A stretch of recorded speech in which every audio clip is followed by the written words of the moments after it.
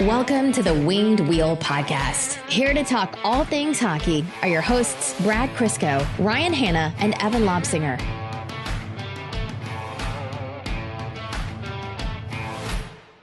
You're today's honored guest on this episode, Evan, because one, you were so flexible with the timing as I went through a plumbing crisis, we'll call it. I learned way more about city sewage than I've ever cared to. And two, you're going to have to carry this episode because you've seen the state I was in today. Yeah, you've seen some. All's good in the house after a lot of rented equipment and some words that wouldn't make it to air, but we're all good. But as you can also probably tell by now, you haven't heard Brad's annoying voice. So it's just Evan and I on this episode of the Winged Wheel Podcast, but lots to talk about. And Evan, your shoulders are going to be sore, man. Yep, they are. I'm going to carry the podcast like usual.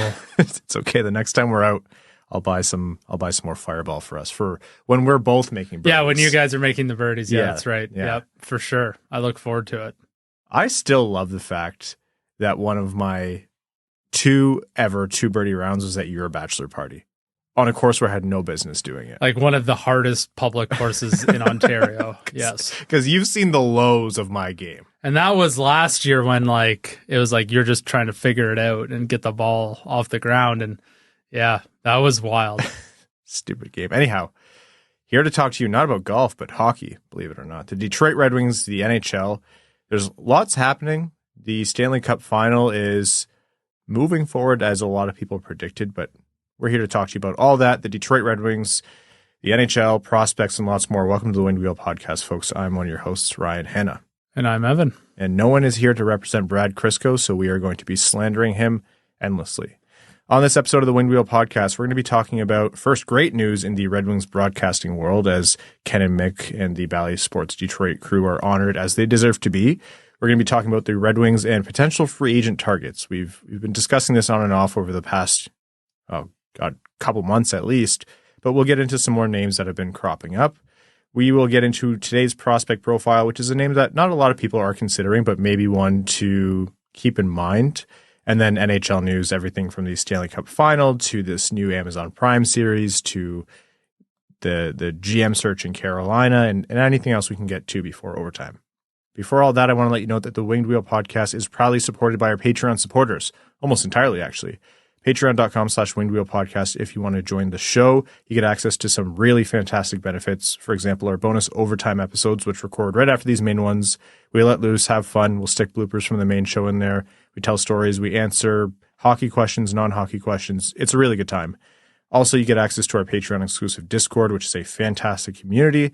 Additionally, you're automatically entered into all of our giveaways. For example, for the past 2 seasons, we've given away 2 tickets to every Red Wings home game, the vast majority going directly to our Patreon supporters. So again, patreon.com/Winged Wheel Podcast if you want to support the show. The Athletic puts out a local broadcast ranking poll every year. And what it does is it ranks local broadcast teams based on a national average. So people from other markets, how they would perceive you and how your own market perceives you. And back on top in terms of both local rankings and national rankings, number 1 at both, Ken Daniels, Mickey Redmond, and the Bally Sports Detroit crew, which is just like surprising to no one. No. Yeah, I have, for good reason, I have not talked to a single non-Red Wings fan who doesn't hold them in the highest esteem. Yeah, this is like Connor McDavid and the Hart Trophy. It's like every year Connor McDavid is in the league. He should be winning the Hart Trophy. I have the exact same sentiment with Ken and Mick. That's actually a really good comparison. There are other great broadcasters in the NHL, but any year where there are 2, which I think last year they were number 2, it does kind of feel like voter fatigue. Not to say that no one else deserves recognition. That's not what I'm saying, but they really are the gold standard. And so first off, congratulations to Ken, Mick, the entire Bally Sports Detroit crew. We're just so lucky as a fan base. Imagine how hard the last 9-10 years would have been without them. Impossible. I have no interest in thinking about how low it could have gotten. Also, it's the Red Wings on ice for a lot of that time weren't doing anything noteworthy. And we're still not free of that. There's usually a handful of games even now. There's a handful of months. where, you have to rely on the personalities to carry the air, but, drawing the silver lining and finding the positives while not being unrealistic and just being, naive or telling the fan base something that's not true. They always walk that line professionally, and they get you invested in the game. And something else that I think they pride themselves on is they call a game where they're generating excitement and calling it for the buzz it's creating both ways. Yeah, I can't stand watching other broadcasts where it's like, obviously a local broadcast is going to have emphasis on the home Jack team. Edwards. Yeah, but when the other team scores, and it's like, and they score. It's not good for anyone, right? It's not good TV. And so making sure the product is entertaining and accurate is something that they do better than anyone else. Yeah, the love that they have for the game is so obvious, and it comes out in their craft. Like you said, they celebrate goals for the home team, they celebrate goals for the away team, and their analysis of the games is just second to none. And yeah, like you said, we're so fortunate to have them as broadcasters, and we're so lucky to have Ken come on the podcast occasionally and be able to work with their charity. So very, very much deserved in my mind. We should have him again on soon, but we're going to need to run a Ethernet cable out to his pool because that might be difficult. We honestly might just need to do a pool cast.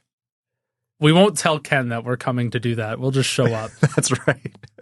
We'll get maybe Speedos with either maybe him and Mick's face on them. Yeah, might be a bridge too far, but it would make for good content. It's up to the Patreon subscribers what we do. Yeah. So getting into national broadcasts, and this goes back forever. I remember, growing up, the Red Wings advanced past a certain point in the playoffs, and you're like, okay, it's no longer the local broadcast, the national broadcast picks these games up. And do you understand why? You can't be naive about why that happens. They pay $1 trillion for these, they pay a lot of money for these rights, and they want to do the games, ESPN, TNT, whoever. You get why it's happening, and I'm not saying national broadcasters can't be good. I'm not saying that at all. But when you have such clear talent in other markets like Detroit or Seattle, if you want for me to not be a homer for a second or something like that, I don't understand why these national broadcasts don't just bring in these other announcers and commentators. It's the best of both worlds. People are going to be calling a great game, and it's great for you as ESPN or TNT in my mind.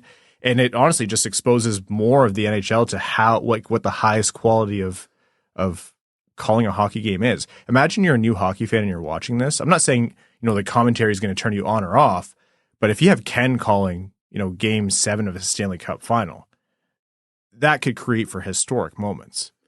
Yeah, and I certainly feel for the national broadcasters. They are the ultimates, and this is going to sound really bad, but they're generalists, right? They can't know all 32 teams like the local broadcasters know, right? Yeah. So for us hardcore fans who are like, this is our team, that we're ride or die, we watch every single game, we watch national broadcasts, and it's not quite the same magic, quite the same energy or informativeness that Ken and Mick have. So I do feel for them, but yeah, I get what you're saying.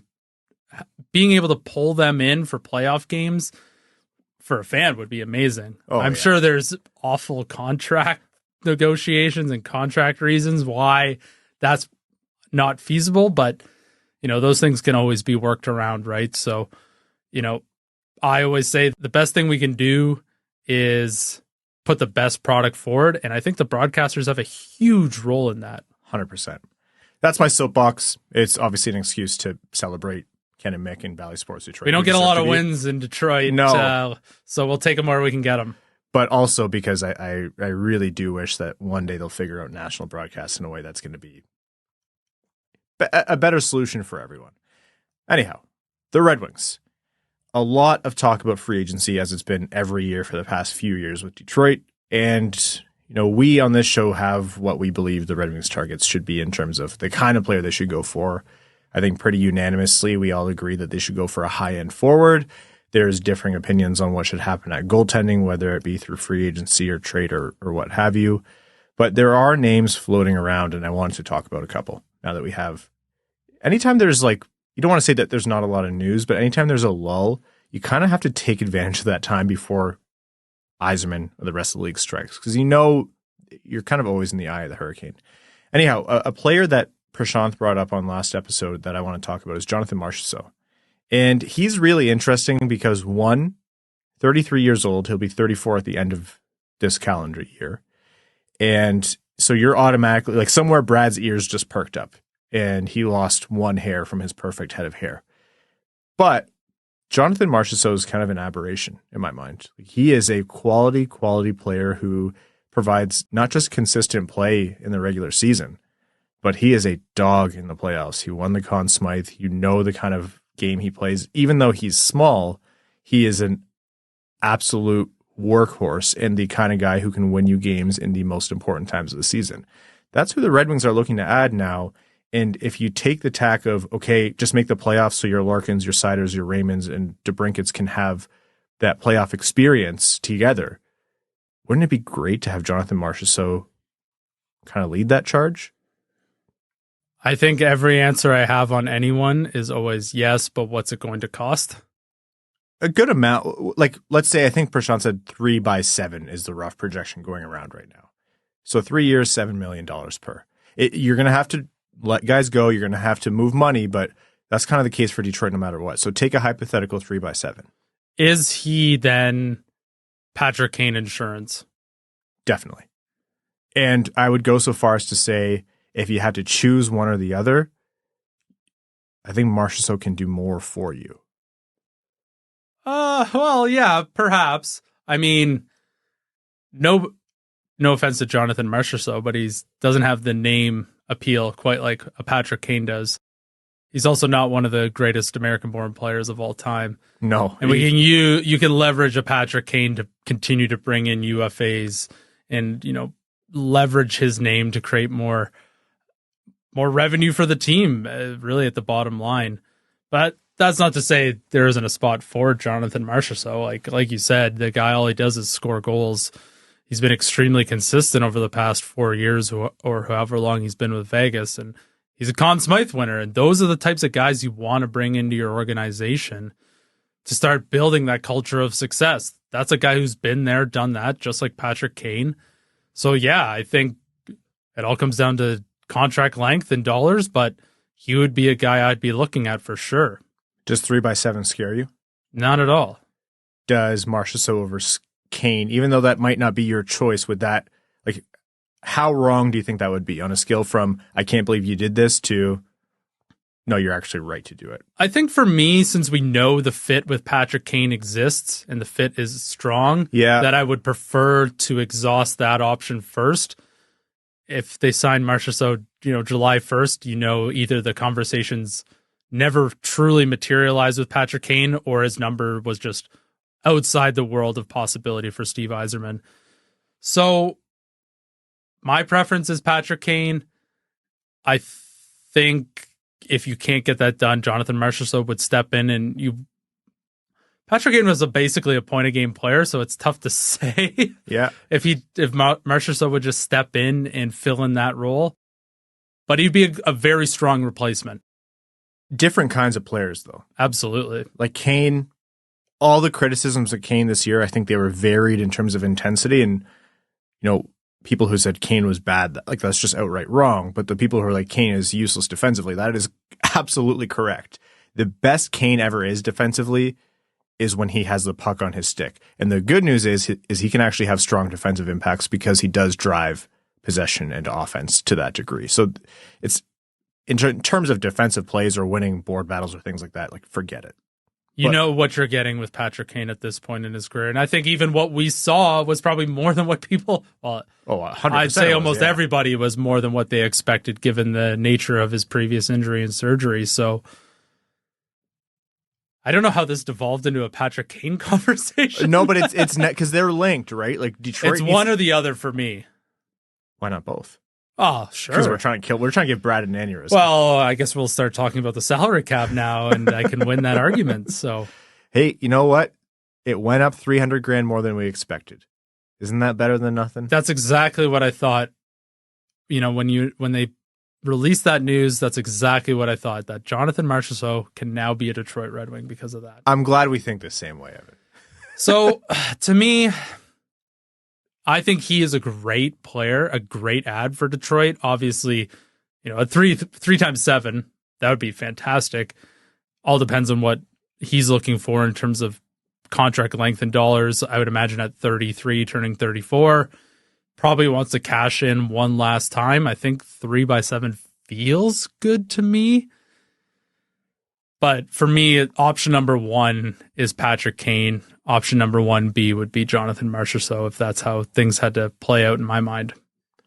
There's other players who fit into that, high-end mold. We've talked a lot about Mitch Marner, and I know it might drive people insane, but you kind of do have to talk about Mitch Marner if a player of his caliber is available.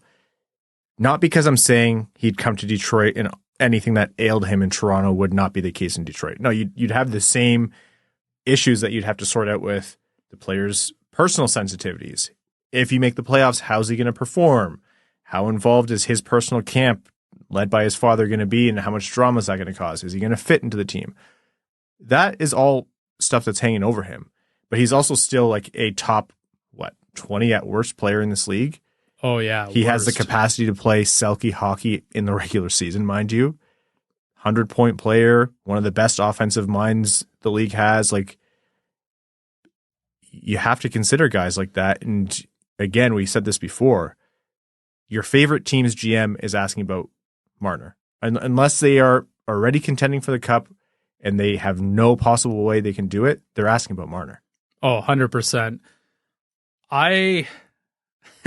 You never know what's happening in Toronto. No, and it's everything and nothing. If we are to assume that Mitch Marner is going to play out his contract and hit the open market, the lineup of GMs to acquire him is going to be absurd, and the cost is going to be absolutely massive. So I think Steve Yzerman is definitely one of the GMs who knows where his line is in terms of dollars spent. So I don't think he would be all that interested in getting into some of the crazy numbers I think could get thrown out there for Mitch Marner. Mm-hmm. Toronto would be crazy to trade him with 1 year left on his as a pending UFA if they're going on a cup run, right? Like, are they going to go on a cup run? I mean, that's the way the universe would fall. They would tease him that they could be a cup contender, and then they keep him, and then they lose him after they lose in the first round again. Like, that's actually how it will play out, because that's the funniest possible outcome. But I think there's a few steps that they need to do before they can convince him of that or convince themselves of that. I think they need to, figure out what their end game is with goaltending, and if that will actually carry them to a final. Unfortunately, we've got two ends of the spectrum occurring right now in the Stanley Cup Final, so they may convince themselves of either notion. Yeah. But yeah, bringing it back to the Red Wings, obviously, a guy like Mitch Marner, if he hits the open market, the Red Wings should be all over that. I just fear, especially a team like Utah, might just go absolutely buck wild trying to make sure a superstar like Mitch Marner ends up there. It's funny because I have a duality of my own opinions on Marner, which is if he's going to ask for a raise if he were to stay in Toronto, which for the record, I think that relationship's done. I think he's gone. Yeah. Whether he's traded or not, it's in his best interest to play out this year because he kind of has to try to break through everything hanging over him like a wet blanket, because half of my opinion on Marner is he's going to ask for a raise, and I don't think he deserves it based on what he's done in Toronto. And the other half of my opinion is Mitch Marner's never hit the open market, and then I am offering too much money for a Mitch Marner type in unrestricted free agency. The thing that scares me is the trade, then the signing, because that is a ton of assets you'll have to give up, even if you can get him cheaper than you usually would, because Toronto just has to try to trade him for anything, and then the contract, and that's just a lot. Yeah, you really have to do your homework. What do you think a Mitch Marner would make on the open market versus the sign and trade that you can get Toronto to agree to? Is it $1 million? Is it $2 million? Is it $3 million over 8 years? Like, $24 million is a lot of money. If you can make that savings, teams might do that all day and be willing to throw out big assets to make that happen. Yeah. I really, really think Marner will as is his right, because he negotiated that no move, he'll take this to the end. Oh, yeah. And to go to a true contender, like let's say, I don't know, Colorado, the amount of cap gymnastics both teams would need to do to make that work makes that a non-starter for me. We'll hold off on Marner. There's also other players, and we've mentioned, like Zegras. And that gets into, still a high price. For example, Montreal has been rumored a lot for Zegras, but the asking price is a package that includes either Reinbacher or Goulet from Montreal, for example. That's a non-starter for me too. So you buy a Zegras type if you can get him on the low. For example, what you might have been able to get Lafreniere for if New York did decide to sell because his value is low. I think Capo Caco might be too far gone to extract top-end talent out of him, but in theory, a couple of years ago, what you could have paid for him. Whatever it might be, but Zegras, in my mind, he'd be a good ad because I think there's a lot more to the player than what you've seen. But at the same time, Anaheim, if they're shrewd, which it seems like they are, they're not going to just sell him for anything less than what they think he could be. Now, that's negotiating, right?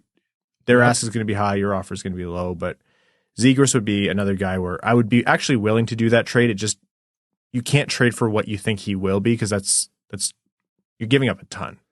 Oh, yeah. Would Reinbacher go 5th in his draft? Like, that's that's outrageous. Montreal probably hung up the phone. I think we've talked about this before, and I think if you think the guys available at 15 this year won't be better than Trevor Zegras, which is always a very high possibility. You never know. It all depends on how the board shakes out. Cross that off your bingo card. We do say that a lot. Depends how the board shakes out. That will... I don't even know if Anaheim would be interested in doing a draft floor trade of that magnitude. But maybe. That could be maybe there's a guy they like at 15 that the Red Wings aren't super high on, and they're like, okay, we'll do that plus a B-level prospect and a conditional 4th. There it is. So... Actually, while we were talking about Kane, I should have said Chicago, like Kyle Davidson, all but ruled out Kane returning. Like he said, it was hard, it was emotional, but we closed that door and we're not really looking to go back. And that is shocking to me. And that takes a big one off the board for me. Me too. I thought if not Detroit, Chicago would be sort of the best option. It's a return to home.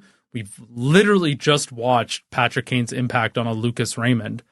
Yeah. I thought for sure Chicago would be interested in something like that. So to see that door somewhat mostly closed was shocking to me.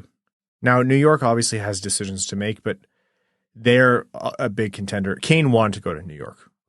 I heard a lot about that as the Red Wings contract was getting close, that New York was somewhere that was kind of his first choice of, I would like to live there, close to, home Buffalo, and also they are competing for cups. But they just weren't interested at the time. His performance in Detroit may have changed their opinion. Their inability to produce at times may have changed their opinion. Your only hope is that they're not willing to or can't offer him what he wants in terms of money, but especially term. But yeah, Chicago being off the board takes a big possible destination for Kane off the table. I still am very curious about what Buffalo is thinking in this whole situation. Obviously, that would be extremely close to home. That makes too much sense for them, honestly. And Buffalo was always sort of hanging around in those conversations on where Patrick Kane's going to go. Oh, Buffalo makes a lot of sense because they've got all these young guys. They're up and coming. He can be a leader there. I think Buffalo makes more sense now than it ever did based on what we just witnessed. We knew Patrick Kane's game has now come back for the most part, for what a 36-year-old can do at the NHL. Buffalo still seems like an attractive option to me if I'm Patrick Kane. What about a guy like, I know we talked about him before, but Jake Guentzel, it seems like Carolina's not going to be able to bring him back. They're shopping him around for a mid-round pick for his signing rights. What about a Guentzel? Because I think, a lot of people already knew just how good Guentzel was in Pittsburgh, but for those who still thought that he was a product of Crosby, you saw him in Carolina and you're like, no, this guy's the truth, man. Like, he is an absolutely outstanding player. I still like the idea of Guentzel, even though the market on him is going to be hot. It is going to be very, very hot. Yeah, and he doesn't help that he was also good in Carolina, so that makes me a little bit scared. Like, he's 29. He'll be 30 to start the year. So he is looking 5-year deal, max dollars. Like, this is the big cash out for him. I think he's looking 7-8 years. Well, yeah, he is. Teams would be somewhat nervous, I would think, over that amount of time, but he's proven that he can garner that kind of money. I mean, you're getting a guy who scores 20 goals every single year, and how that would complement your team, I think that would be a big determining factor as well. But yeah, he's going to be another guy that every team is going after. Might be another guy that Utah really likes. A big fit there. Because we have no track record of what Ryan Smith and that front office will want to do in terms of free agency. We don't know what their DNA is like with trades, with signings, with drafting. That's all to be determined this year and over the next few years. So they could splash the cash on a guy like Marner, like Jake Guentzel. Jonathan Marchessault could be a guy who goes there. It's still in the Pacific area. Yeah, I don't know how that's going to shake out.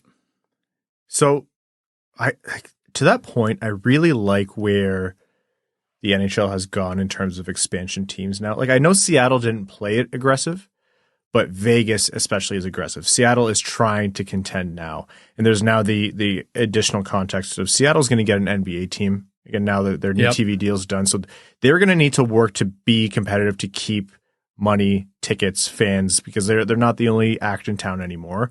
And so I like the fact that we now have expansion teams who are no longer immediately dead in the water or irrelevant for years, like you saw in the Columbus, Minnesota era of expansion teams.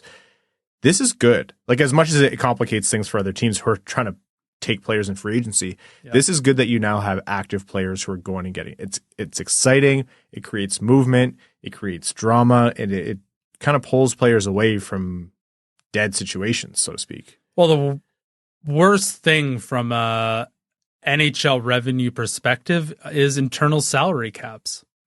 Terrible. You want to be one of the big boys and be in a professional sports league. Like, the salary cap is what your salary cap should be, not, we're going to only spend $75 million because we can't afford it. It's like, well, too bad. Yeah.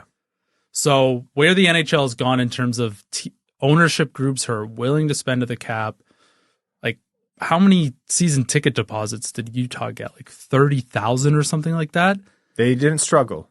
They're in a fantastic spot, and they have made it exceptionally clear that it is time to spend, and it will be for years to come. So it complicates the rest of the league, and especially because a lot of the expansion teams are in very nice areas like Seattle. Yep. So with all that being said, the market gets even more competitive for UFAs. Dakota Joshua is a name that's kind of been floated around, and whether or not the rumors between Detroit and Dakota Joshua are substantial, I haven't heard anything other than just kind of the rumblings that a lot of teams are interested in Dakota Joshua, but he's going to have a really, really strong market. And this is one of those situations, again, from Dearborn, so, Michigan kid, plays the game, so to speak, the right way, cross that off your bingo card, can skate, has energy, plays with the kind of edge that a lot of people think the Red Wings lack, plays the kind of game that people think will translate to a playoff style game where you throw him in there and he changes the flow or the impact or the tone of a game or a series. But he's a depth player. He's 28 years old, like a third of a point per game, produced, put up almost 20 goals in 63 games, but on a very strong Vancouver team this year. And that was far and away his best season so far. Dakota Joshua at $4 million or whatever term, though, that to me is where you get into, it's not necessarily bad to do, but in the world of the Red Wings cap structure, that's where I hesitate a little bit with that kind of contract. I would imagine his cap hit would be quite insignificant. I don't think he's leaving Vancouver for insignificant, though. Well, think of how much more money he will have leaving Vancouver. That's right, yeah. So he He won't even need a roommate anymore.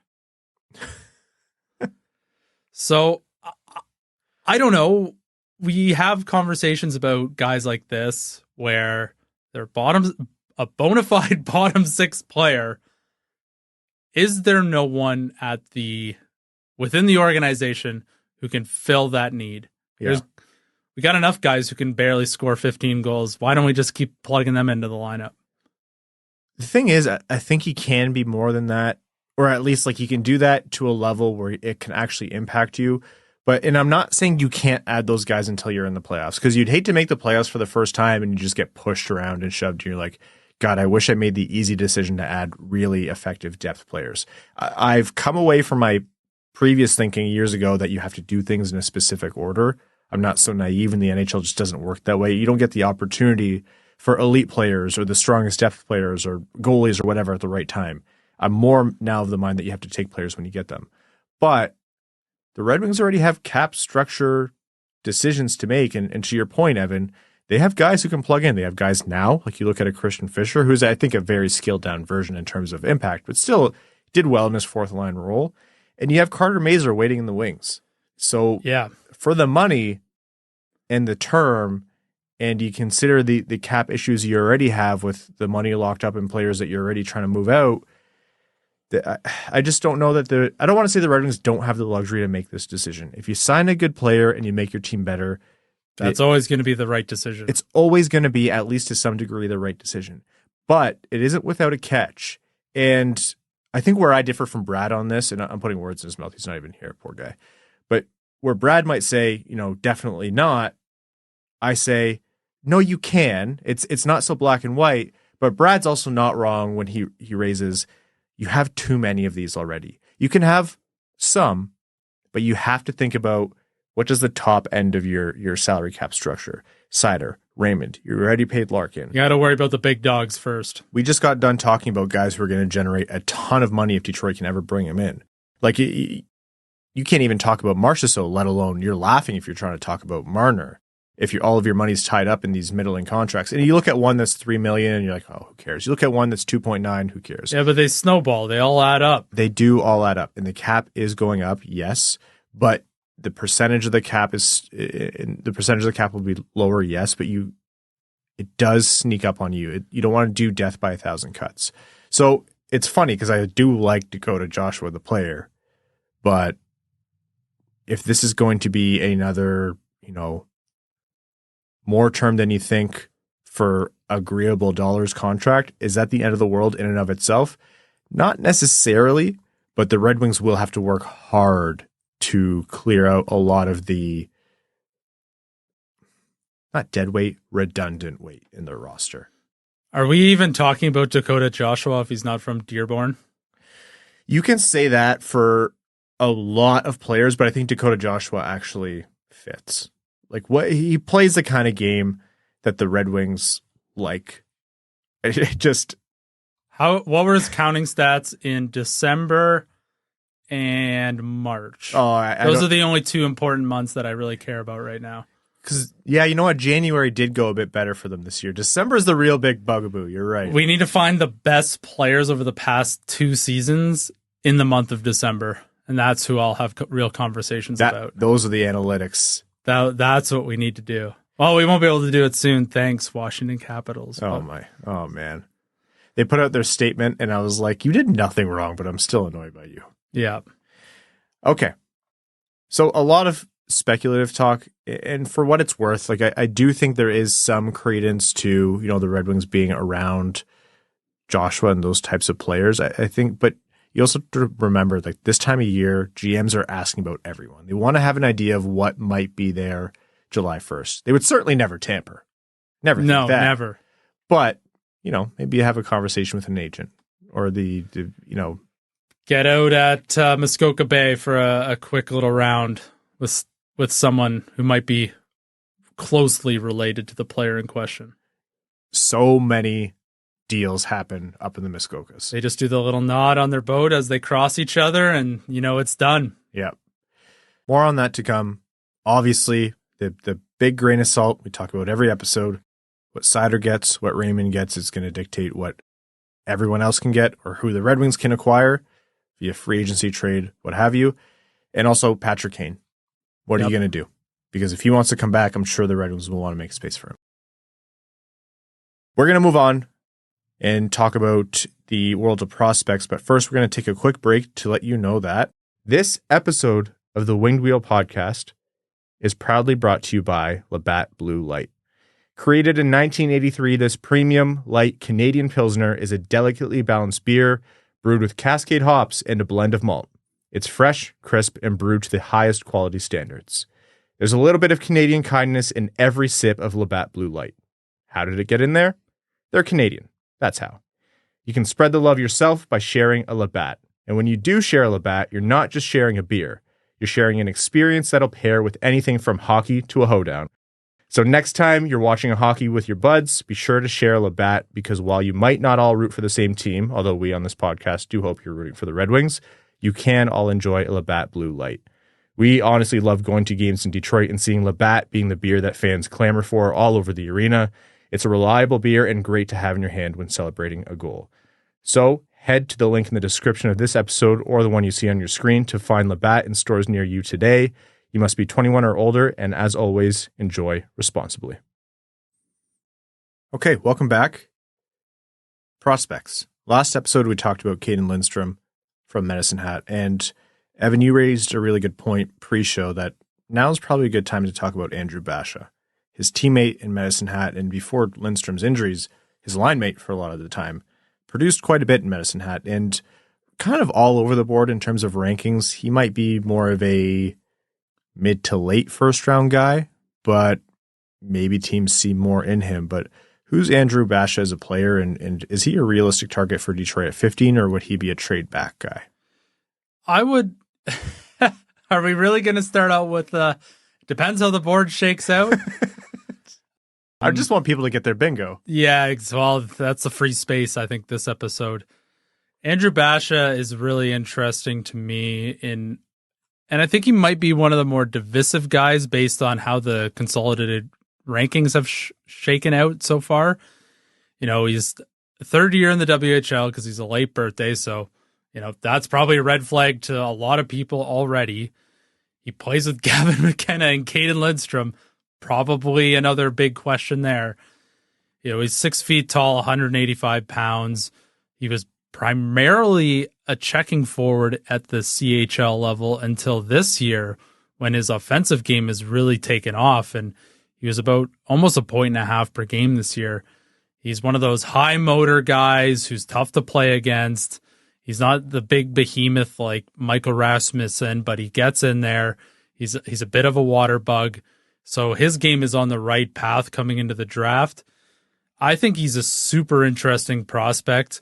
And, you know, he might be the type of guy who falls out of the first round and you start thinking about him in the second round. Like we said, obviously it depends how the board shakes out. There's probably going to be some very highly talented forwards who end up falling into Detroit's range who I like more. But Andrew Basha has really turned his game around and at the right time.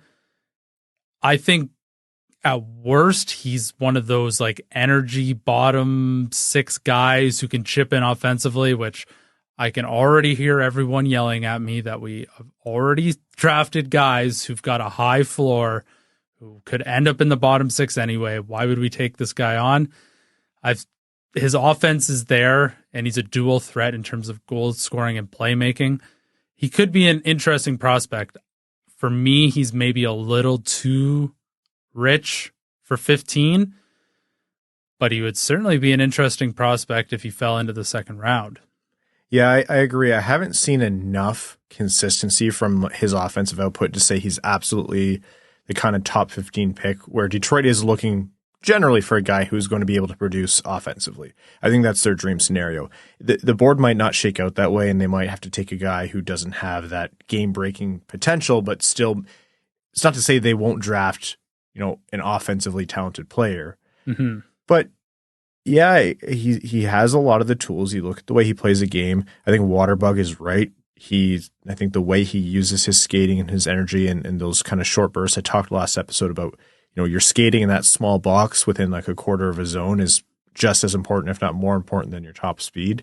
He can get like into the dirty areas and play that kind of nasty game where even though he's not the biggest guy, like you said, he's not a behemoth, he can have a physical impact on the game. And he's shown that he can produce. So if in your analysis of Andrew Basha, you say, hey, I think there's more to this guy and he's just kind of a late bloomer, then I'm very happy with him as, a late first round pick or a second round flyer, or maybe you make some moves to get into the right position for him. And, the late birthday thing, you have to take that into account. It's real for sure. And playing with the top end players, you have to take that into account. But it's not like he's some guy who's 6'4" and he dominated just because of that, right? Yeah, he has, and he's not the guy who's Johnny on the spot for Gavin McKenna and Caden Lindstrom. Like, he's got exceptional ability to move east-west. His controlled entry, advanced analytics are very, very good. So it means he's carrying the puck into the zone and beating defenders to generate offense. So he's a product of his own hard work as well. I'm sure there are points to be made that he plays with two of the best players in the WHL, and that's not nothing. But I certainly can see why some rankings value him very high into the mid to late teens. Interesting player. And I think players like that who play with guys who are going to go much higher, they do always get the attention. So I wouldn't be surprised to see him move up. I think I would be a bit surprised to see the top 15 range, for example. But me too. I think you're right, Evan, to bring him up as a player of interest. And I mean, you want to scratch something off the bingo card.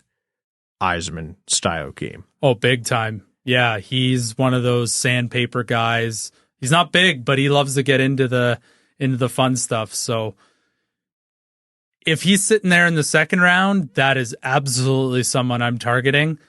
I think he's got some serious pro level traits already. He's a 6-foot winger, but he's 185 pounds. I think he could still add a little bit more muscle to help him at the pro level, but I do see a route where he could play and produce occasionally at the NHL level, which sounds bad, but I think that would be his floor. Merrick brought up a good point recently, and just kind of big picture in the NHL. How has the NHL evolved from when we were kids to now? What are some of the things that have changed in your mind? I would say the brutality has decreased, but given the last few playoff games I've watched, I'm not entirely sure if I believe my own statement anymore. But the game's got more skilled, faster, a little bit more nimble. Yeah. But, and so the John Scott types, they're gone. You need to be able to move your feet. And that was a good point that he raised.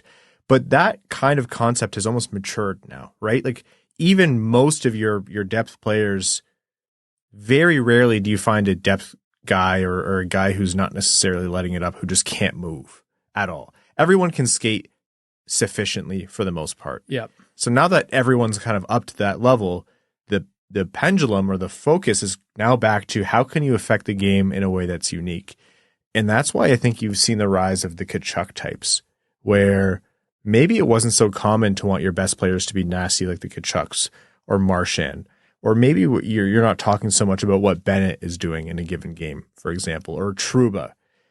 But adding physicality to a player who is skilled, to a player who can move, to a player who can think the game, it's not unheard of anymore, because the skating is almost like, for the most part, like on average, it's there. Yeah. There's going to be a range, of course. Not everyone's Connor McDavid, prime Darren Helm, that kind of thing, Andreas Athanasiou, but guys can get up and down the ice, because if they can't, they wouldn't have reached this level in the modern era of the NHL. Exactly. And, if you think about, what would the future Red Wings look like? What's their MO? What's their DNA as a playoff team? Well, you're going to get guys like Seider. You've got guys like Edvinsson. You're going to have guys like Mazur and Casper. Well, those guys all have some sandpaper to their game. Hell, even if Berggren wants to stick with this organization, we've seen some sandpaper out of him.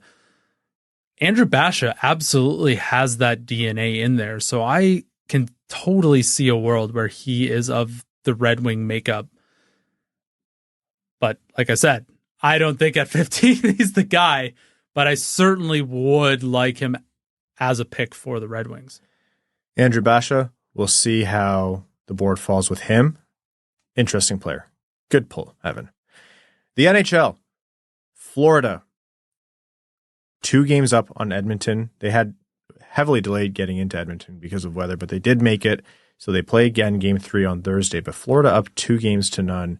And what did we say last episode? Edmonton dominated, and you just have to imagine Florida's not going to come out and make sure that Bobrovsky isn't the story of the game again. And I think they were the classic stifling Florida Panthers that we've been talking about.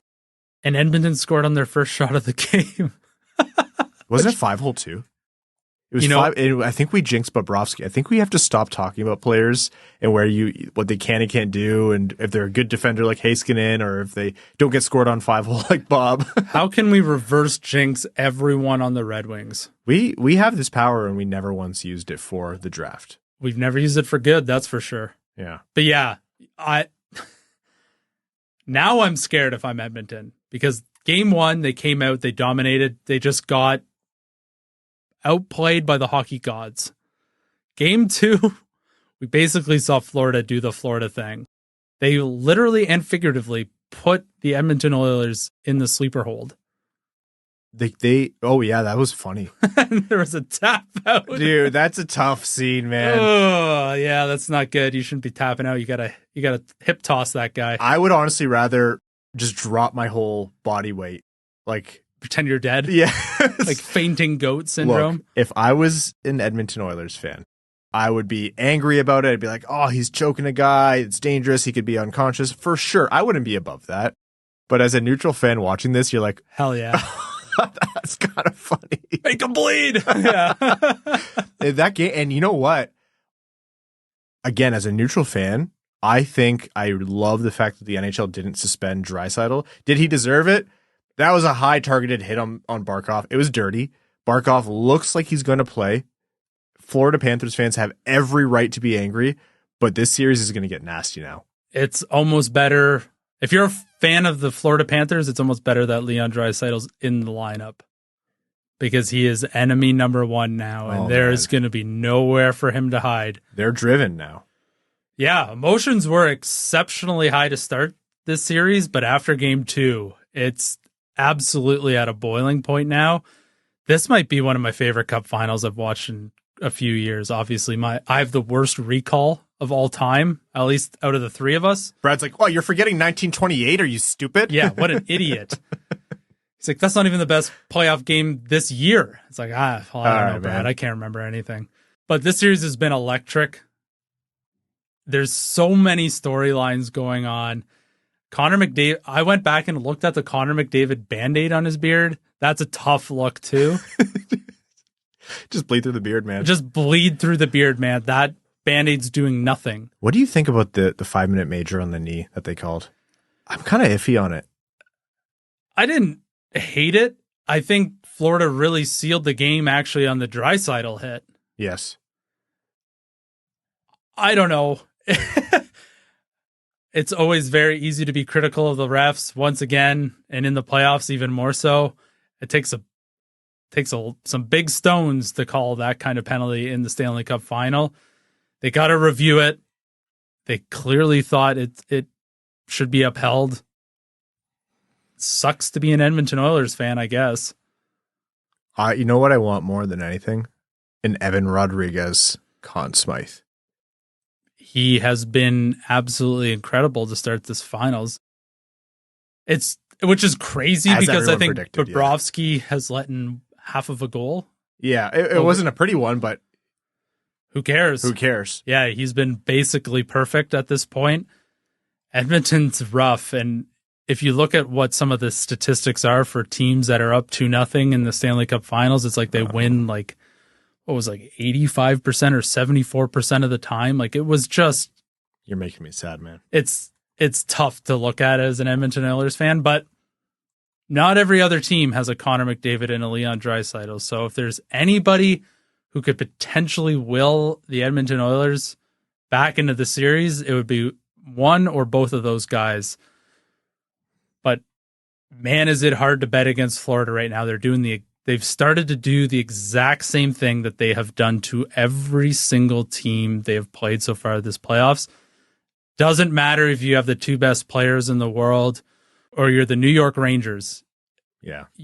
They are going to apply the heavy forecheck, the heavy pressure at every end of the ice, and they're going to force mistakes. It's an absolute masterclass to watch right now.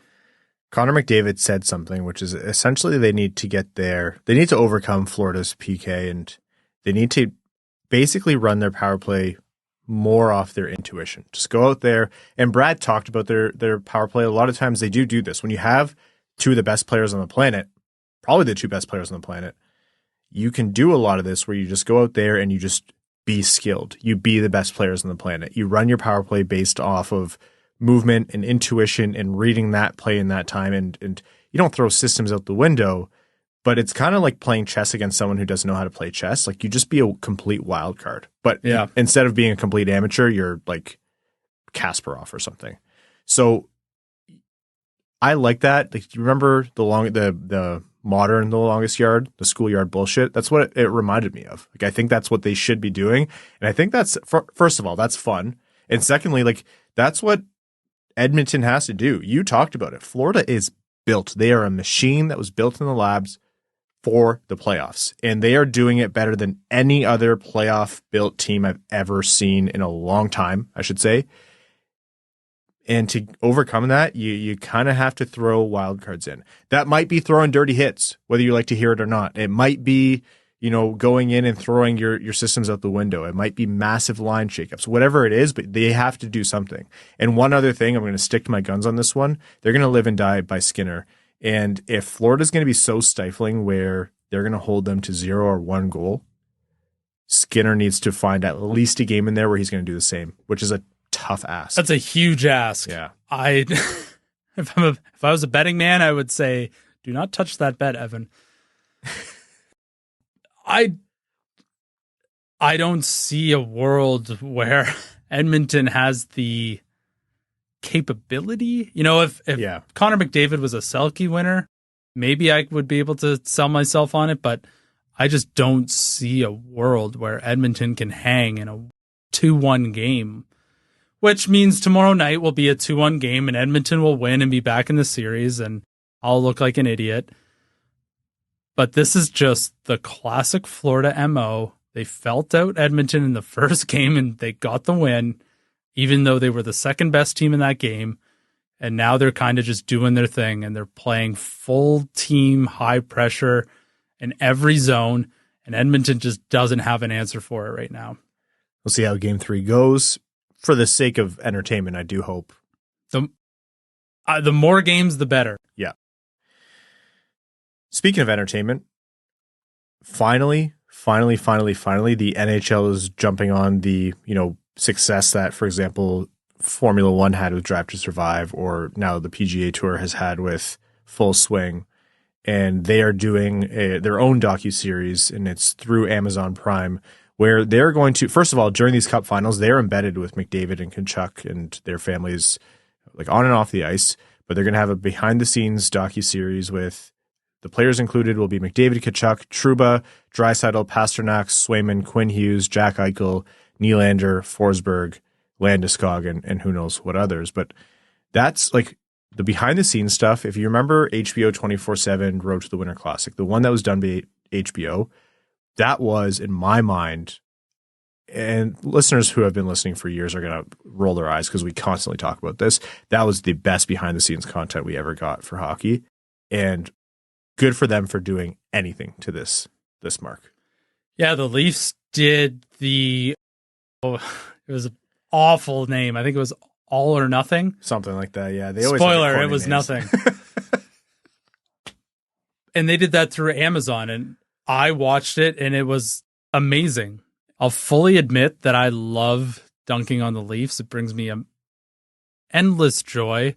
But for a split second as I watched that series, I was like, I would run through a wall if I was on this team. Sheldon Keefe was getting these guys fired up. I never knew he swore like a sailor. I guess I should have known that. Oh, yeah. But it was such a great behind-the-scenes look at, like, the NHL operation, what a locker room is like, what some of these players are like off the ice. And I think I remember at the time when we talked about this on the podcast saying that every team should be lining up to do something like this, because the cons of it, which are few, like it would take me a lot to really get upset thinking that, oh, I'm not going to cheer for this team anymore because Sheldon Keefe swears too much. The pros heavily outweigh it. You humanize your players, which causes more fan interest, which sells you more jerseys, which sells you more tickets. It's all this other things that add into it. And all you got to do is give them access. Again, Formula One is the poster child for the success it brings. You're talking about now races in places that can't handle the crowds anymore because like the massive amount of young fans who are in. And you're right, the behind the scenes, the humanizing, showing the person, you're going to create entire fandoms around people. Now, F1 is an entirely individualistic sport. Golf is an entirely individualistic sport. But still for hockey, you already see these little fandoms popping up. Like Quinn Hughes has this like cult fandom online, and it's too much for me. Like yes, nothing makes me feel older than watching like the younger fandoms, but it's good for the game. And if you're saying, oh, all these, young new generation and they don't watch or appreciate the game the way I like, that's actually a good problem because it means your sport is healthy and it's thriving. And if it's pervasive through multiple generations and you have something to complain about that the younger generation is doing, what were we used to for hockey for a long time? It was just like an older generation sport. And so you have to make these inroads now, and this is the way to do it. Like this kind of media is the way to do it, and it's entertaining. Like you're right, Evan. The bar is so low to clear. If there's a corny episode, if it's a little bit boring because the player's kind of dull because they're hockey players are boring meatheads. Well, it looks like the list that they've pulled from either have very interesting career arcs. Like, do I think Gabriel Landeskog is maybe the most interesting NHL player of the list that they pulled? No. But that guy basically gave up his body to win a Stanley Cup and almost highly unlikely will play a lot of hockey games at the NHL level ever again. But then you guys got guys like David Pastrnak. You got guys like Matthew Tkachuk, William Nylander. You're pulling some of the biggest names in the sport and you're putting a camera in front of them in their daily lives. It's going to make them superstars, bigger stars than they already are. We say this and we're like, there's no way to mess this up, but it's also the NHL who's currently saying, oh, no one wants cap friendly. So yeah, if this was any other league, mind you, I will say the PGA Tour is they're cousins of the NHL in terms of getting in their own way. Oh, and Full Swing has been mostly very good. And they've basically turned Joel Damon into a star. He's like a top 100 player in the world. He's holding on for dear life. But I bet you the roar for him at events is almost as loud as some of the leaders and fan favorites. Like he has become a star because of this show. And I think there will be a lot of that occurring when the NHL does their similar show.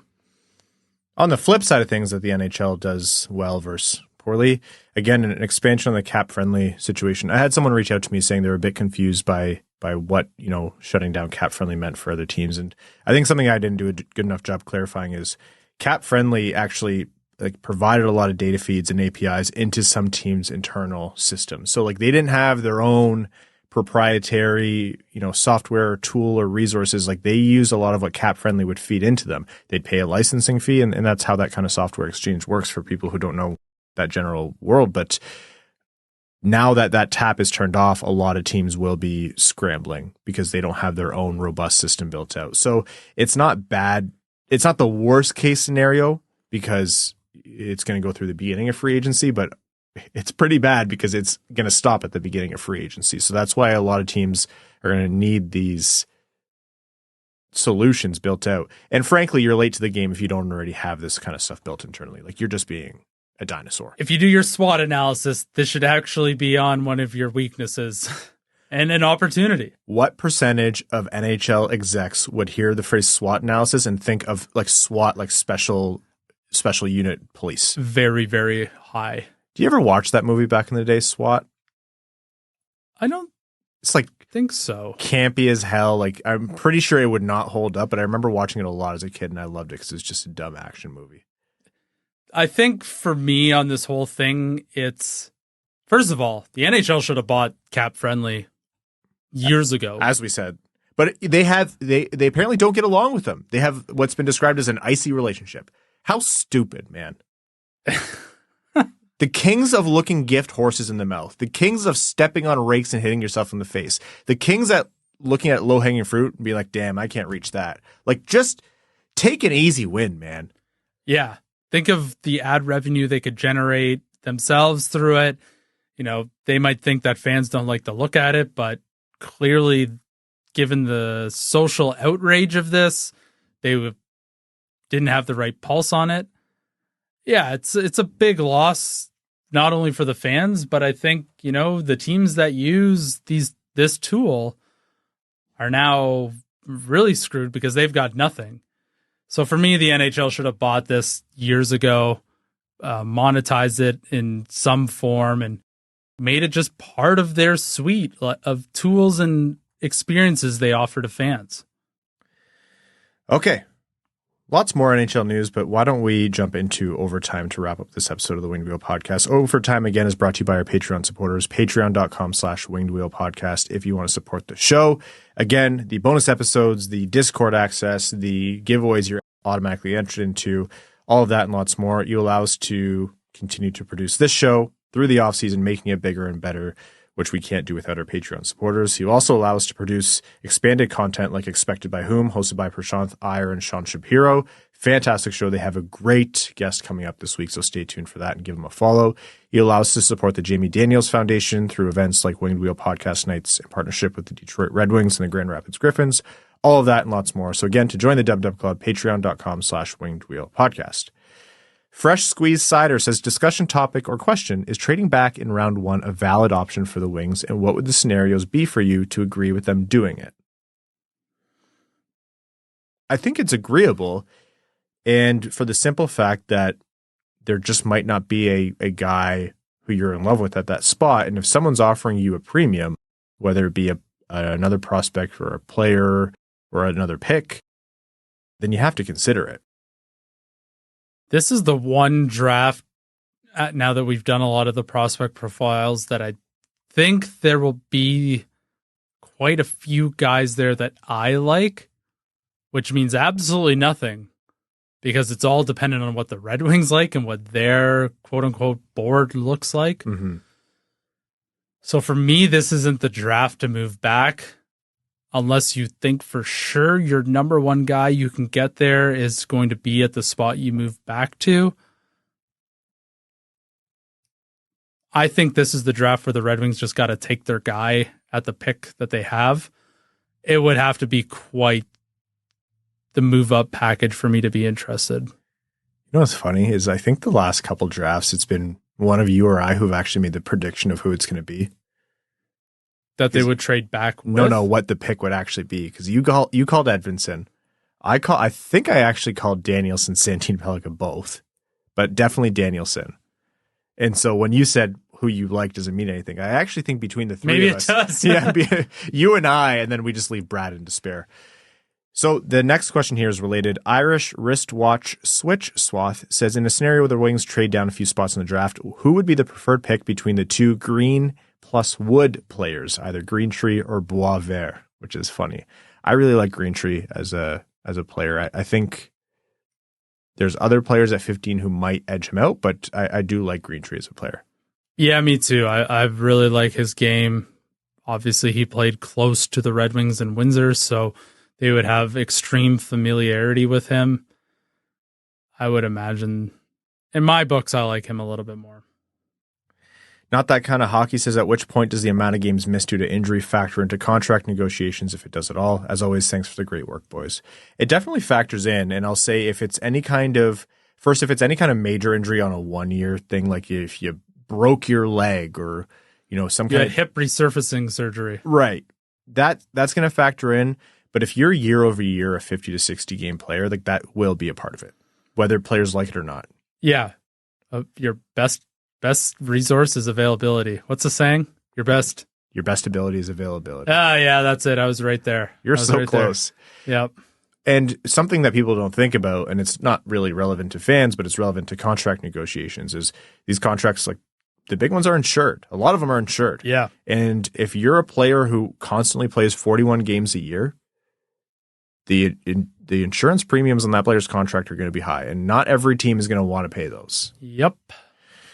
Stay Fresh Cheesebag says, now don't get me wrong, I love the guy, we all do. Stonks and vibes times 1,000. The trade is 1-for-1. Absolutely fabrilicious. However, at what point is $4 million just too much money to be spending on a fourth line winger? Almost 20 goals on the fourth line is awesome, but it feels like he's trade bait, cap casualty that a few people are talking about. Again, I love the guy and I don't want to see him go. Beat the Heat this summer by properly utilizing a Stay Fresh Cheesebag. Great question, Joseph. And we've mentioned Fabry a few times, and it's that sentiment, right? You like the player. He's efficient in his role. I think he scores goals in a couple different ways. He drives the net. He's only really done, like, aside from the injuries, he's done generally what Detroit's wanted from him. $4 million, is it the end of the world for his contract based on where he is in the lineup? It's not the end of the world. It is overpaid. But in the context of the Red Wings needing cap space, Fabry could be in that unfortunate sweet spot of he'd be attractive to other teams and easy to move, and is a bit overpaid. Yeah, speaking of availability, this season was the most games he's played since his rookie season. So he played 68 games this year. His rookie season, he played 72. So, and we'd made a lot of jokes. Like, we didn't think that was going to happen this year. Given the fact that he played 28 the year before, 56, 30, and then 52 with the Red Wings, his availability has been lacking at best. So, yeah, he's a half a point per game player this year almost. It's probably a little rich for my blood on the fourth line. But depends what happens with the UFAs. Samuel Soderholm says, what skill except being 6'2" would you say is the most important for a center in the NHL? It's your brain? Yeah, it's got to be your hockey sense. If you want to be a high-end center, you generally have to have high-end hockey sense. I wouldn't say Alex Barkov is the fastest or most skilled centerman in the league or player in the league, but I'd say his game sense and his hockey IQ are absolutely near the top. He's getting the kind of hyperbolic, is this guy one of the greatest defensive forward treatment conversations around him that you saw around Bergeron when he was playing. You saw around Datsuk when he was playing, and I think he deserves it. Yeah, he certainly doesn't have the high-end talent in stick handling like Pavel Datsuk did, but the way he shuts down the star players on the other team is just otherworldly. Max Leash, who I believe is a brand new patron, welcome Max to the Dub Club, says, do you think Bobrovsky will win the Conn Smythe if he finishes this series well and the Oilers don't make any insane comeback? I can't think of anyone else more deserving, honestly, but could you make a good argument for Barkov too? Cheers. If the Oilers are scoring 0 to 2 goals a game for the rest of the series, I think it's Bob's. But there's still a lot. I think the deciding moment in this series hasn't happened yet. It could happen on Thursday in Game 3. Yep. Could be a Game 6 thing, But he's probably the leading contender. You can make a good case for Barkov too, of course. If the series was over after last game, absolutely it would be Sergei Bobrovsky. The first game that was maybe one of the best goaltending performances we've seen in a generation in the Stanley Cup Final. And the last game he let in the first shot of the game, and that was it. Yep. He essentially had a shutout after that. Yeah. I think if the players voted, I bet you Barkov would be the unanimous winner. But I would imagine Bobrovsky would be the winner there. Give Wallman the Heart says, what's something Yzerman can do on draft day with pick 15 that would seriously disappoint you? Again, it's so wide open. It's hard to think of like what player I'm. Draft's a goalie. Okay, you goal. Yes, and thankfully the chances are low. I'd say if there's a guy like Catton or by whatever miracle like Demidov available, and you pass up on him for someone much safer, I will die. I think that would be disappointing. But it's such a low percentage scenario, right? Yeah, it would have to be someone who's really off the board that we didn't even, consider doing a prospect profile on. I would think of the Leafs last year. They drafted Easton Cowan. Like, he was way off the board at that point, but it's turned out to be an excellent pick. That it would have to be something like that, or like you said, someone who I thought had no chance of getting there, and maybe the draft just went a run on forwards out of nowhere to where the defense needy teams decided they would just get a forward instead, or one of those elite level forwards drop because all the defense needy teams took all the defense and everybody else freaked out and started taking defense too. Those are my two scenarios where I'm going to be upset. Okay. As much as we enjoy hanging out without Brad, we're going to wrap up this episode of the Winged Wheel Podcast and record our Patreon exclusive bonus overtime episode. Thank you all so much for tuning into the show. If you're a new listener, welcome. And if you're a listener of old, thank you for hanging out with us for all this time. If you want to support the show, again, patreon.com/wingedwheelpodcast, the bonus episodes, the Discord, the giveaways, and lots more. And if you want to support the show, but Patreon's not for you, how you can help out is by leaving us a rating wherever you get your podcasts, Apple Podcasts, Spotify, YouTube. If you leave a thumbs up, hit subscribe wherever you're listening or watching, and tell a friend about the show. It really does make a difference. To Labatt Blue Light, thank you for sponsoring the show. And to all of our supporters on Patreon, again, we couldn't do it without you, our name level supporters.